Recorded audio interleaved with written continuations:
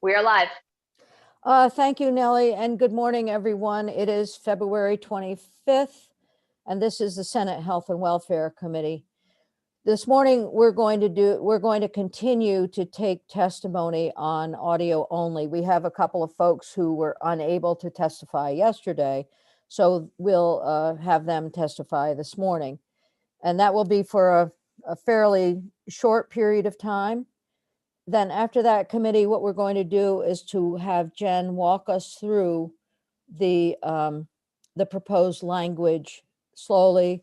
And there are people who are on this Zoom with us who will probably want to comment as we're talking about and questioning the different sections of the bill. So that's our schedule this morning.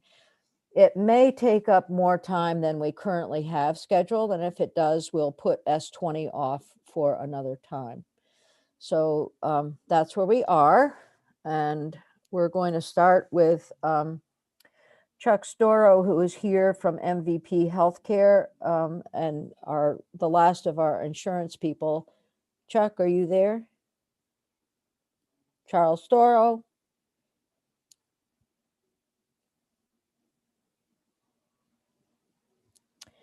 Can somebody notice him that he's up? Does anybody have connection with him? Besides Nellie, can you let him know? Good morning. There he is. Okay, good. He's there. I didn't know I was going to be the first witness this morning. I was actually talking. We finished with insurance companies yesterday, and I thought that it would be helpful to have you add to the discussion, the insurance discussion, and then we'll move on to VPQHC. Certainly. Thank you. And I apologize for being late on the. Don't apologize. It's Zoom land. Okay. Well, good morning, committee. Chuck Storrow, Leonine Public Affairs, here on behalf of MVP. I wanted to share with you some preliminary information that the company just generated earlier this week concerning the potential cost aspect of requiring reimbursement for audio-only services at parity. And that testimony, I did submit it in written form, and it's posted under my name under yesterday. So I direct your attention to that. But before I get to the high-level overview of that information, I just want to express that from MVP's point of view, the issue really is whether audio-only services should be reimbursed at parity after the state of emergency is over in all cases. It isn't MVP's position that there should not be any reimbursement for audio-only services, and it is not necessarily MVP's position that there should not be parity in all situations. Going forward, I think the world is going to be different based on our experience during the pandemic, where we're basically conducting all aspects of our personal lives and our professional and business lives and all other aspects of our lives virtually and by remote means. I think once the pandemic is over, there's still going to be a lot of that going on. And, certainly audio only going forward is going to be one of the tools in the tool belt for providing healthcare services. And it will be, in many instances, a beneficial way to do that and perhaps even cost effective. However, we do feel fairly strongly that, coming out of the gate after the emergency is over with an across the board parity requirement is excessive and need not be done in that fashion, that the providers and the payers can work together to come up with the appropriate reimbursement levels based on the situation and the context and the information that becomes available going forward. And it may well be that in some cases it would be appropriate to reimburse at parity, but it also may be that it isn't necessary to do that to continue to facilitate the provision of audio-only services, and that by requiring reimbursement parity, we're adding unnecessary costs both to the healthcare system as a whole and to individuals who have to pay for services out of pocket because of their deductibles and so forth. So I just want to make it clear that that's sort of the position that we have, that it isn't, that there should not be any reimbursement in any scenario for audio only. With respect to the information, MVP's actuaries have just done a preliminary review of the data coming out of 2020. And I will sort of pause here for a moment to say that part of the reason why this data is only available just now is that the Department of Financial Regulation has asked the company, and this was mentioned in Governor Scott's inaugural address, to provide all sorts of information about their claims experience and costs in 2020, when I towards the potential for rebating premium to consumers. And so the company has been, dealing with that, and they've been hit with a number of informational requests that have required the actuaries to turn that information around quite quickly. So I apologize for coming at you quite late in the discussion to this information that I'm going to talk about now. And basically that information shows that in 2020,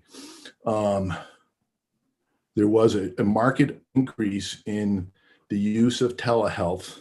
And when I say telehealth, I'm referring to both audio only and to audio visual provision of healthcare services. There's no way for the company to separate those two types or modalities. But during the second quarter of 2020, the visits, in-person visits to healthcare providers dropped off dramatically, and telehealth increased dramatically. And that's undoubtedly due to the fact that, initially the governor's executive order prohibited people from, or providers from, seeing people in person unless it was an emergency or COVID related. So obviously a lot of the in-person visits diminished dramatically, and telehealth increased correspondingly. However, moving into the summer, that executive order was modified to drop that restriction, and people began to feel more comfortable about going to see their providers, and that happened. And things basically got back up to normal levels with respect to inpatient visits. But on top of that, the telehealth component also went up. And so the takeaway is that telehealth did not necessarily displace on a one-to-one basis inpatient healthcare episodes. It was in addition to that. And so as a result, there was increased overall utilization, and that, the preliminary estimate is that'll put pressure on rates to an extent of about 2% increase. And I want to stress that this is very preliminary, and that 2%, of course, is on top of, general medical inflation running 3 to 5%. The pressure that's causing on premium from increased prescription drug prices, which is, ongoing phenomena.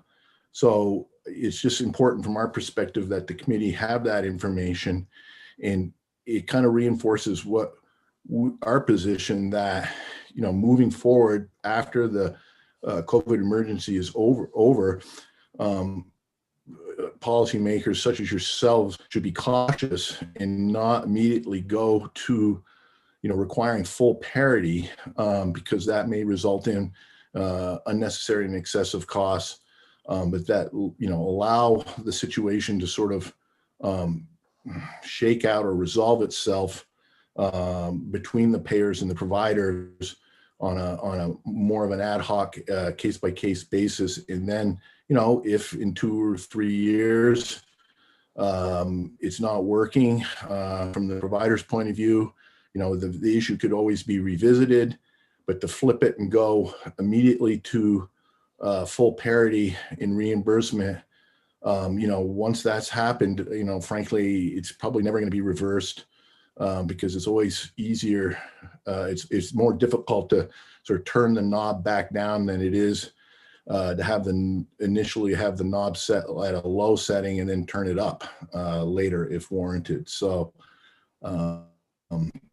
so that's my message, and appreciate you hearing from me, and happy to answer any questions you may have. All right. Yes. Thank you. So I'm going to start it out, and then I see Senator Cummings has her hand up as well. So you've said a couple things here that we're going to have to be aware of as we look at the language a little bit later in the morning. And one is that it suggests parity for all audio visits. And I think that the bill has some guardrails that might limit that. So that's the way I feel, and maybe we'll be disabused of that notion as we go along, as we talk with our ledge counsel. The other thing that you've said is that this new information reinforces our position. So I'm always concerned about data that comes from any one perspective that then reinforces a position. So that's a concern, and I know it's not an illegitimate concern, and it's not meant to be contrary to your to the insurance position, but I think it's something that we need to keep in mind. Then the last thing I'll say, this is really a comment, is that you've talked about having a case-by-case review where the insurance company provides sort of the advice to the medical providers, and I guess the bill has it going somewhat differently. So it somehow, whichever one goes in place, you're thinking it will be there permanently. And I personally don't think that is the case. I don't think this committee has any intent of allowing for a permanency of whatever we put into this draft. So it is critically important that, as you said, and I agree with you, we need to have the data. We need to know what works when and under what conditions. So thank you for bringing the report to our attention. I know DFR has reached out through Governor Scott's request for specific information, and this looks like it's the first, I don't know, maybe it's the last batch, but it seems like the first batch. So thank you. Senator Cummings. Thank you, Madam Chair. It is very preliminary information, and I totally understand what you're saying in the sense that, oh, here's some data that supports, the position we've already taken, and therefore questions, whether or not that data is reliable. I can assure you that, the company's looking at this in a totally objective fashion, and, they're not cooking up the data to support something that they've already, taken a position on. It's what their preliminary information indicates, no more, no less. Yeah, thank you. I understand that. Senator Cummings. I've got a few concerns too.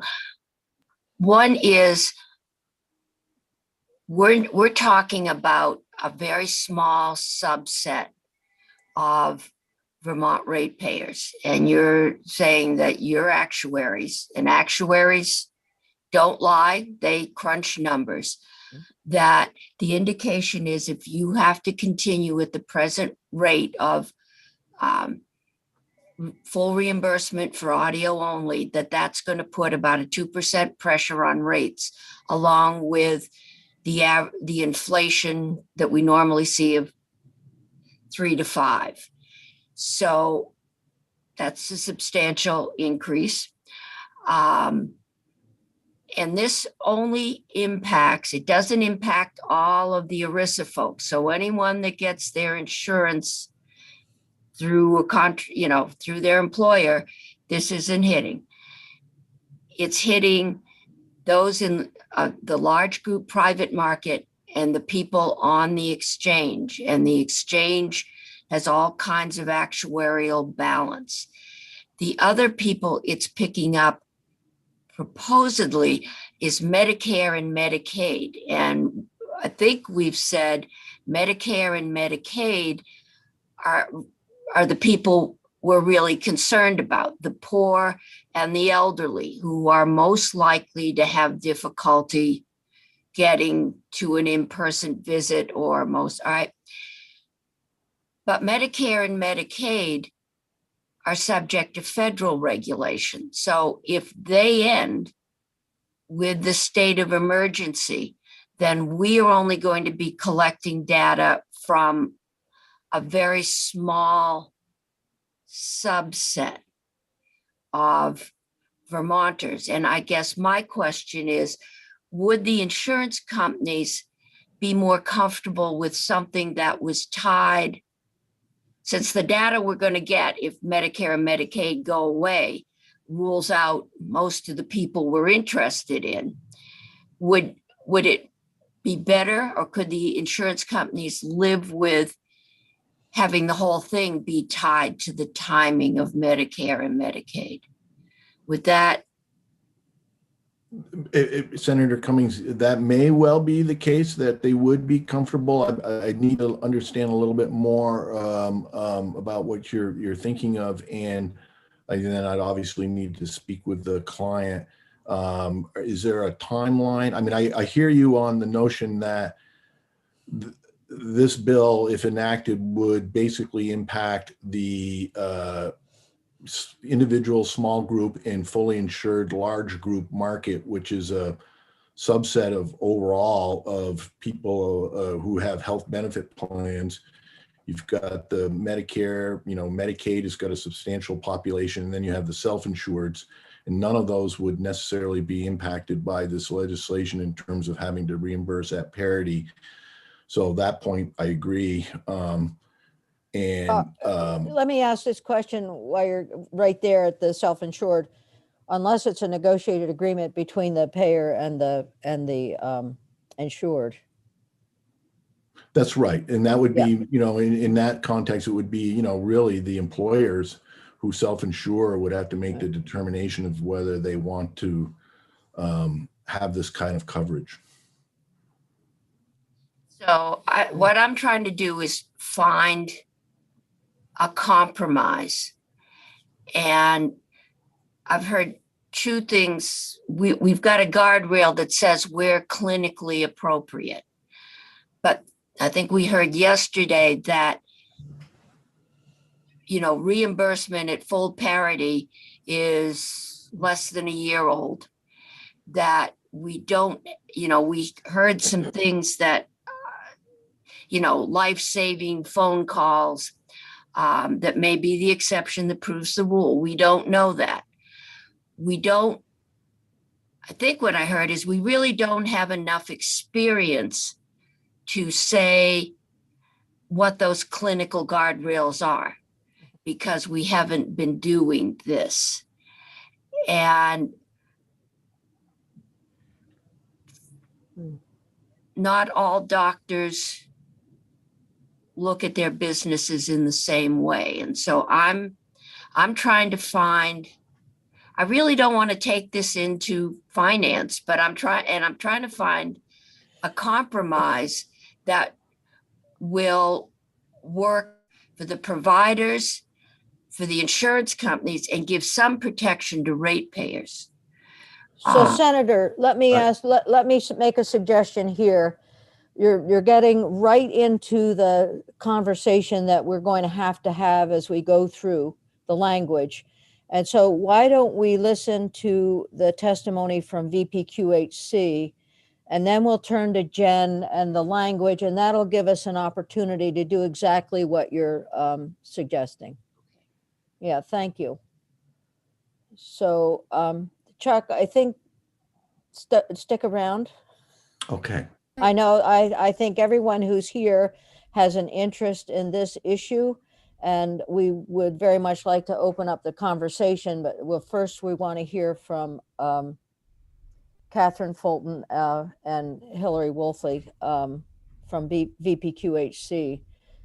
Senator Lawrence. So Chuck, are you all set then? I am all set. Okay, that's good. Thank you. I didn't want to cut you off.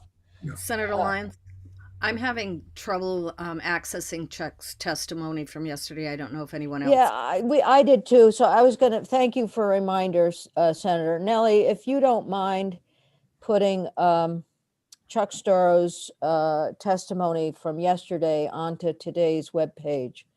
It That should be would be there helpful. already on today. Okay, all right. Maybe I'll double check. refresh your documents page. And I've got it. I actually have it. There are 3 separate documents from different dates, and yesterday included. All right. I was looking at yesterday's and it wasn't coming up. Yeah, okay, good. All right, we're set. All right, so good morning, Catherine, and why don't you introduce yourself for the record, and we welcome your testimony. Thank you, Chair Lyons, and thank you, committee members. I'm Catherine Fulton, Executive Director of the Vermont Program for Quality in Healthcare, and I'm joined this morning by Hillary Wolfley, our Associate Director. And we thank you for the opportunity in carrying us over from yesterday. So we will jump right in to make our contributions to your continuing discussions and get you to the work of reviewing the language. So thank you again for the opportunity. I'll just kind of go through our process and the consensus of our work group, and then follow up with some recommendations and final points, kind of summarizing what we've done related to the audio only considerations between July 2020 and October 2020.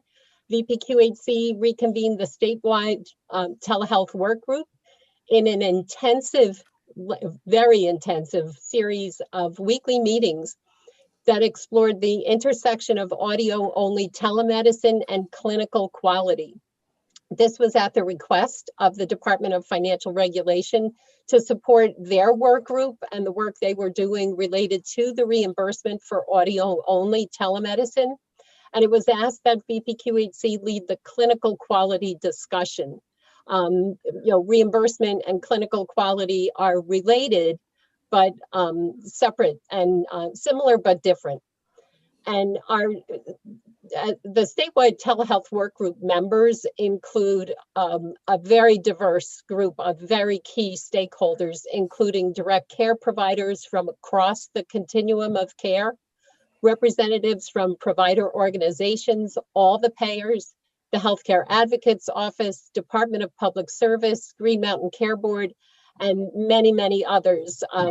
We feel that the group has a very broad and diverse membership, and we welcome all comers. And through this speaker series, Hillary did incredible, very intensive work to arrange for a series of local, regional, national, and global leaders in telehealth and healthcare quality to speak to the work group on this topic. And our speaker series included Dr. Donald Berwick, a personal favorite and tremendous leader in healthcare quality. So as a result of this great speaker series and all the resources, the entire list of speakers is available on our website. The work group came to consensus on several points. Audio-only telemedicine is a very important and necessary service to offer to Vermonters because it supports the continuity of care for individuals that face barriers to accessing their health care through traditional telemedicine and in-person visits.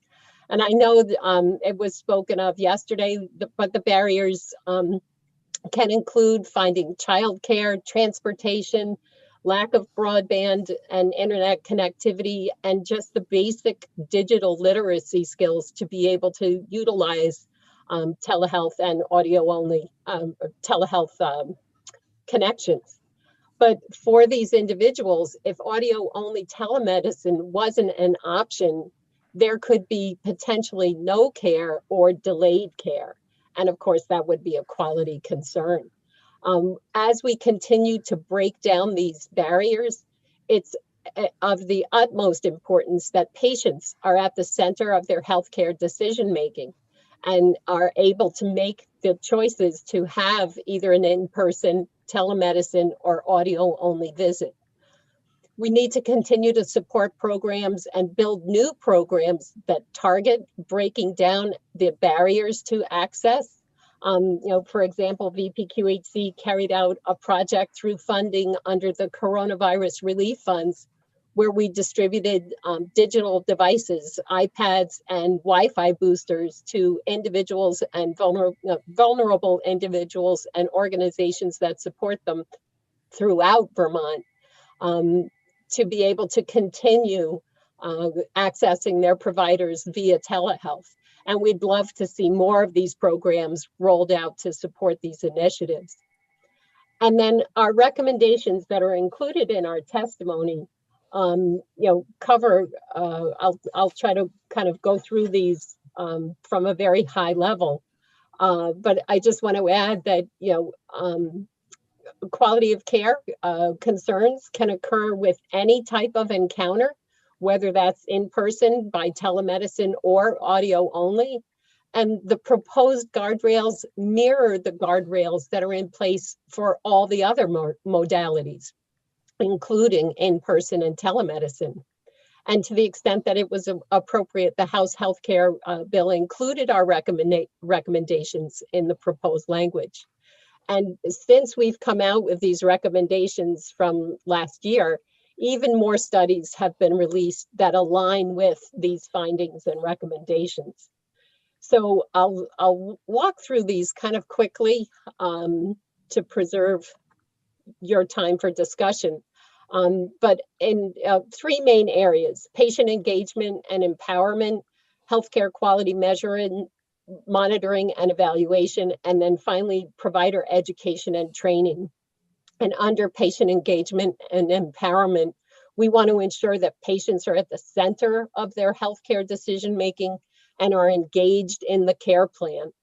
We want to explore additional means for the patient voices to be heard and establish continuous quality improvement and support for those efforts. And then finally, reaching out with patient education tools that will support how to prepare for audio-only visits and the types of questions to ask their providers and how to advocate for their own preferences. Within the category of healthcare quality measurement, monitoring, and evaluation, we're already working with the Green Mountain Care Board to identify how to utilize claims data that will monitor quality, utilization, and the cost of care delivered via the audio-only telemedicine. And this can be embedded and become part of a more comprehensive analysis of Vermont's performance with telehealth. We want to ensure current peer review processes are applied to audio-only telemedicine. And again, we have ongoing conversations and discussions around this particular recommendation. And then provide guidance on nationally recognized healthcare quality metrics for monitoring and evaluating healthcare delivered by audio-only telemedicine, with metrics that are agnostic to encounter type. For example, appropriate antibiotic use, patient and provider satisfaction, and then also apply the associated benchmarks wherever they're available for comparative performance purposes. Stratified by modality type that would include both qualitative and quantitative data. And then we want to ensure that providers and organizations are aware of nationally recognized telehealth system measure frameworks and all that activity that's emerging now and are in development, and support our providers with implementing those frameworks as needed. And then the final category of provider education and training, just to work with our regional partners such as NETRIC, the Northeast Telehealth Resource Center, to ensure that providers receive ongoing access and support they need to deliver the high quality care. And if opportunities for improvement are identified through routine monitoring and evaluation of audio-only telemedicine, work as a coordinated group to identify whether trainings exist that can address those needs, and if not, leverage resources to access and develop those trainings. And then finally, just under 18 VSA 9361, robust informed consent policy for telemedicine and continuing training providers to discuss the modality options for receiving care and the associated risks and benefits. And then, just, based on all of the conversation we heard yesterday, and, just want to reinforce that VPQHC has the structure through the statewide telehealth work group to develop these processes that will impact the outcomes. We want to support the flexibility to align the, I think one of the speakers yesterday talked about the triangle of cost and quality and value. And we want to support the development of high value care. And there's a role for the audio only telephone as we transition across that bridge of, current state to future state, where patients have a choice and are able to work through either in-person telehealth medicine or audio only. I've heard several folks say it's another tool in the toolbox. We echo that. And just appreciate this opportunity.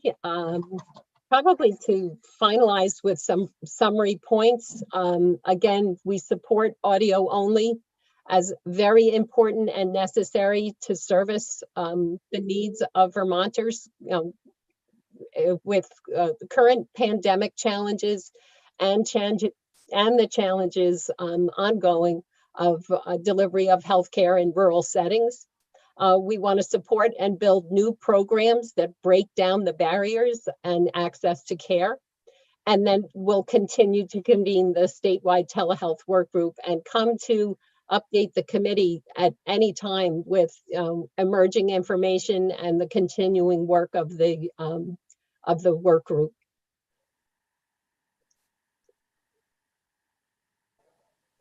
Thank you. This is, I'm not sure that everyone on the committee, because we have some new members, I'm not sure everyone is aware of the role that VPQHC has played in the dissemination of equipment, IT equipment, and the work that you did during the pandemic to access that equipment. And I'm trying to remember, you had a separate fund through the CRF.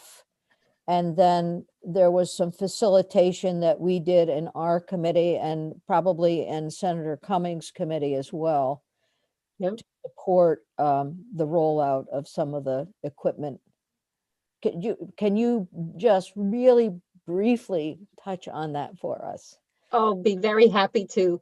Through the coronavirus relief funding, VPQHC received an allocation of $800,000 and literally had 6 months to spend those funds.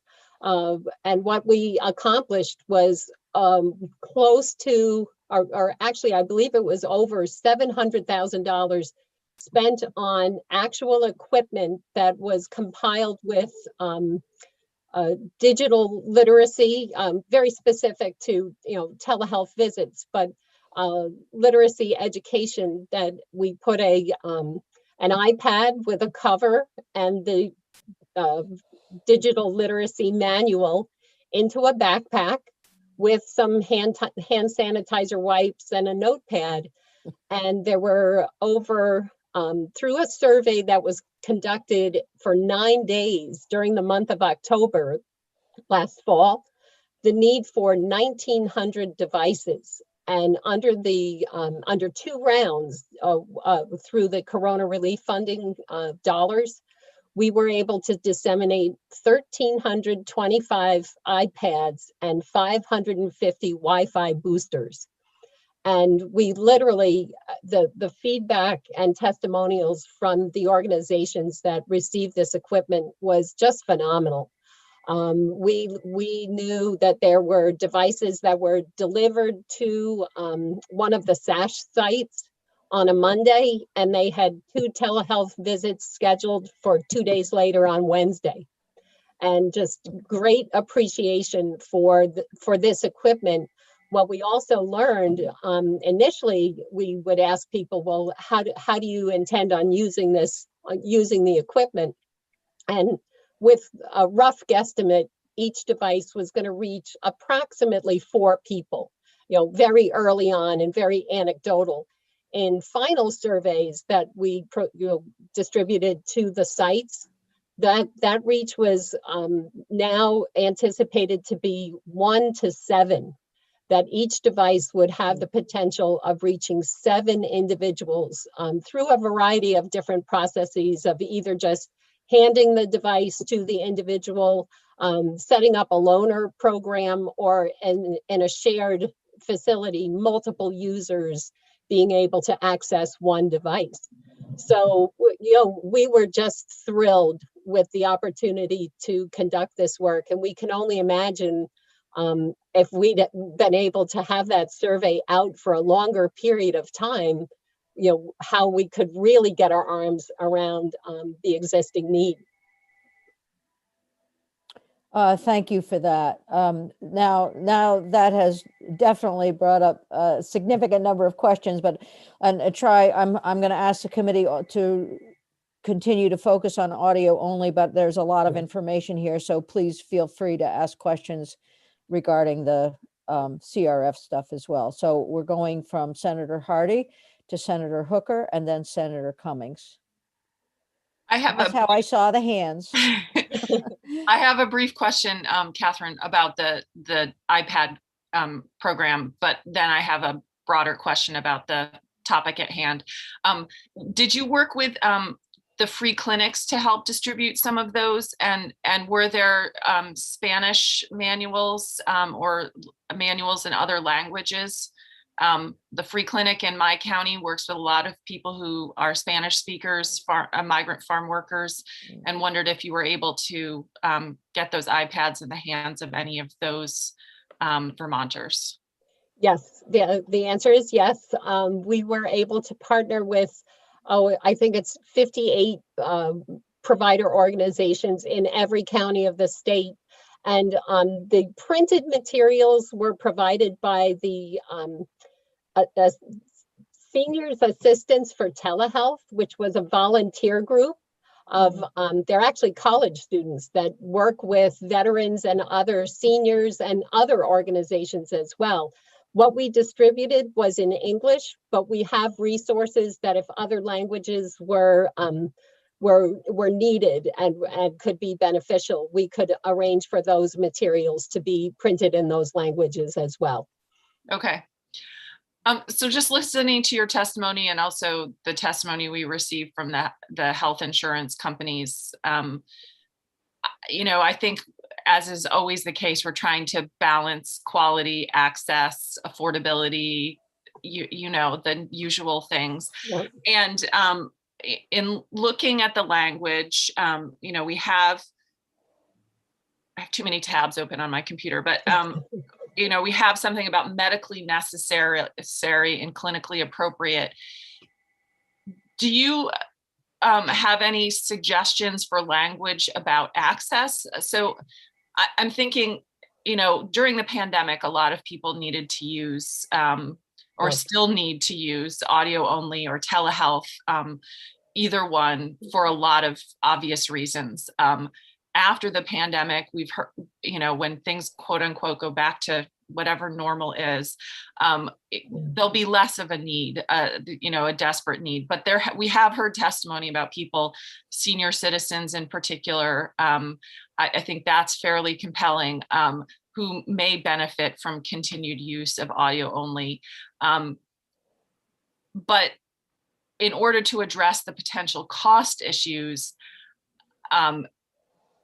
and balance the access issues, I'm trying to think of some language that would be appropriate to say that audio only, if you really need audio only, we want you to use it. But if you really don't need it, we we don't want you to use it kind of thing. Yeah. Not that blunt, you know what I mean? But do you have suggestions, or was that a conversation that you had with your group?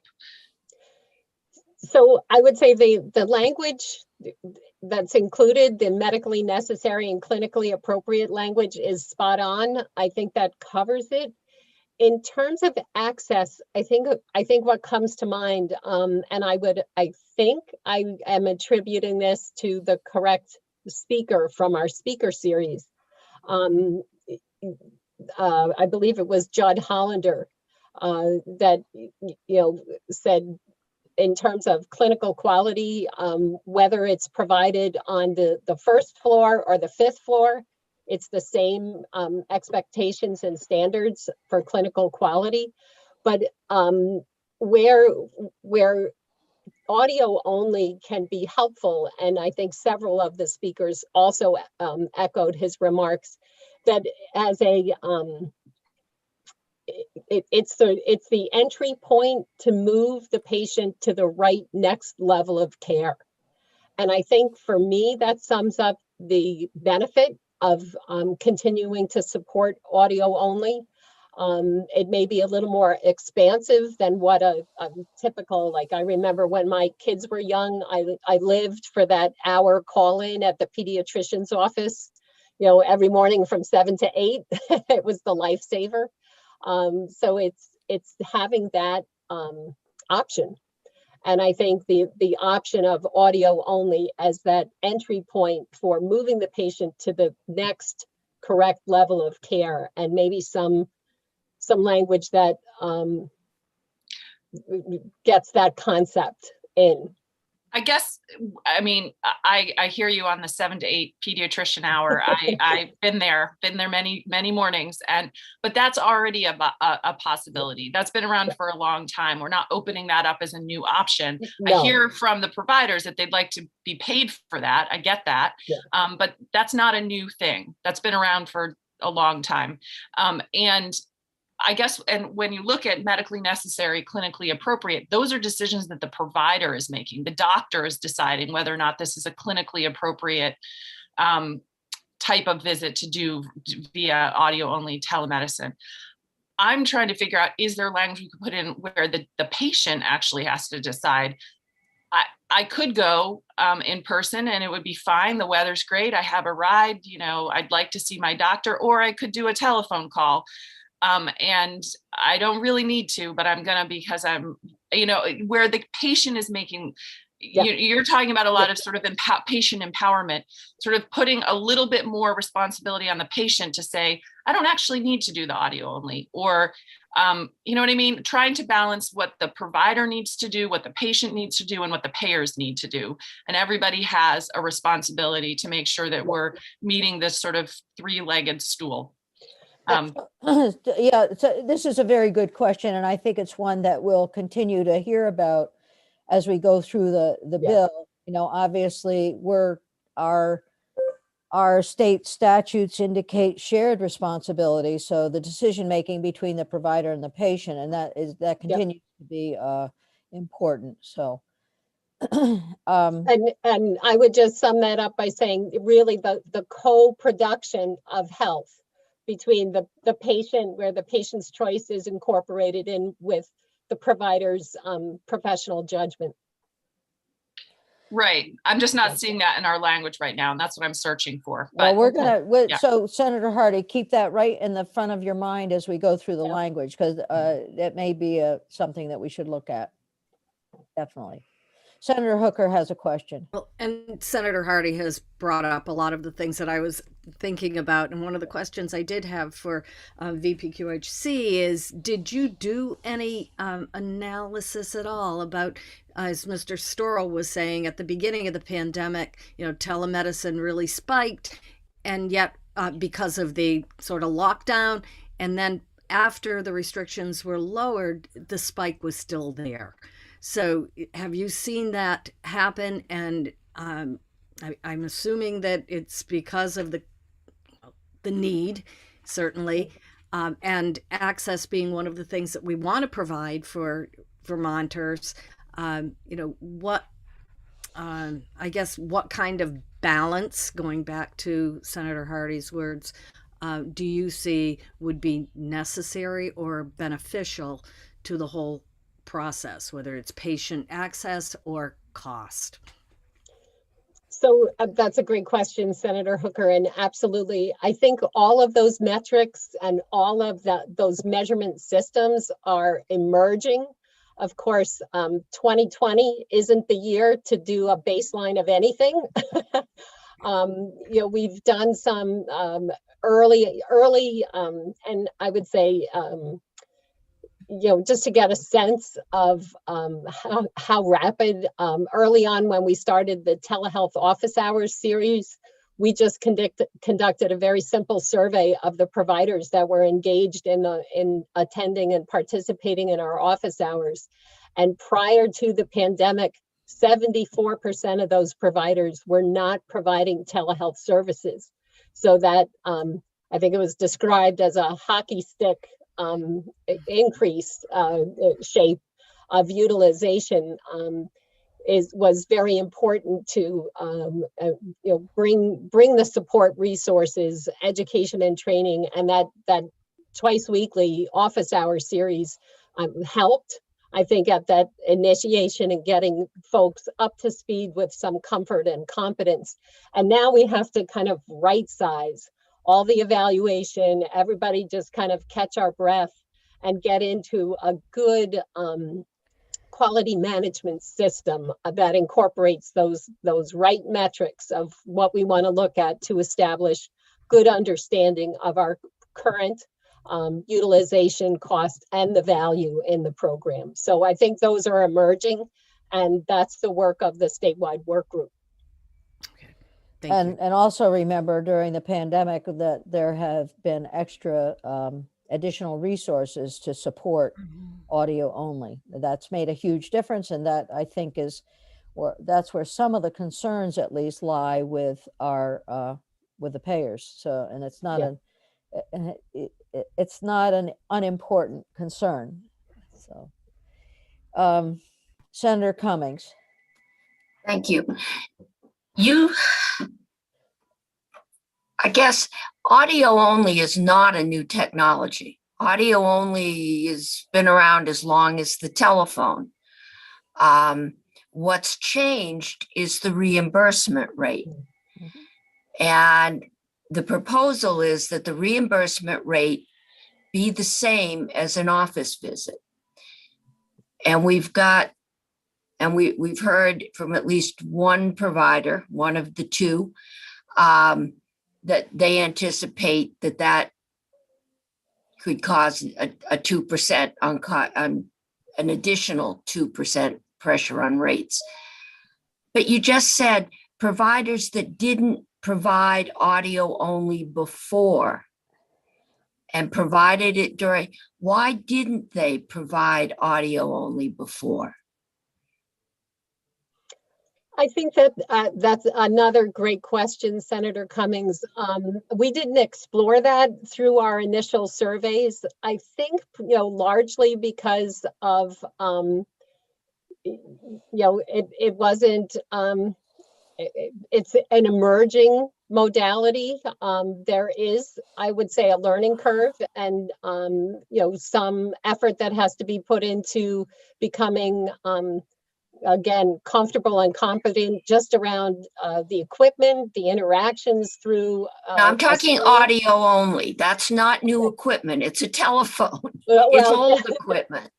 Again, I think it goes along with the introduction of telehealth and telemedicine, and that as a new, a new experience of delivering care with patients. And the pandemic kind of pushed the need for alternative methods because of the requirements for social distancing. And Kathy, if you don't mind, Hillary Wolfley, Associate Director at the Vermont Program for Quality in Healthcare. As I understand it, providers weren't reombused for audio-only telemedicine prior to the pandemic. So, I think that's it. So that's been the big change, is reimbursement. And now the question is, how should that reimbursement in this new world be determined? I haven't heard anyone say we should go back to nothing. Right. But the proposal is to go full on to it's the same as going in where I see you. If I take your blood pressure, and that's, I think where we've got an issue. Okay. Thank you. Good questions and good Excellent. Yep. answers, as usual, from everyone. Okay, any other questions now for the folks from VPQHC? All right. So it's just about 10 o'clock, and what I'm going to suggest is that we take a 5-minute break, a 7-minute break until 10, and then we come back, and then Jen will dive into the language and walk through it, and then there are folks who will be on Zoom with us who can answer questions, and we'll just keep moving on this until probably for most of the morning. So it doesn't look like Katie will be coming in. Senator Hardy. Yeah, I just, before everybody leaves, and I know Chuck Storrow is still here. I'm skeptical of that 2% number that he presented, and I'm wondering if he has more data on that, that he could send us. That seems like a huge percentage increase for a small slice of the pie in terms of services. So I just wanted to say that. Chuck, do you have more information on that? If you're going to stick around, we can talk about this after our break. But if you have more data, I'd like to see that. Why don't we just ask for that, ask for the data that verifies the number that you have before you? And obviously it's probably coming from your company actuaries. I don't know how it was done, but. Could we ask Blue Cross Blue Shield if they have any rate data? We heard from their quality person yesterday, but we haven't heard anything about their rate concerns. I see Sarah Teachow's picture, so I assume she's listening.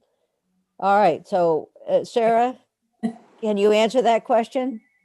I don't think that we have a specific estimate for audio only because we haven't been able to differentiate the audio only calls from all the rest of the telehealth. And we also do know that all the data we have is from a pandemic, which is a pretty unusual situation. I was going to add that in because regardless of what MVP is bringing us, it's probably related to a surge in the pandemic process, and whether that's predictive of a non-pandemic, at least slightly more regulated process is questionable. So it does. We'll just leave it at that for now, I guess. But let's take our break and we can come back and and I think that the folks who are here with us will continue to be on Zoom. And if you're not, please reach out. Okay. We're on break, Nellie. We can put the screen up and go off for a minute.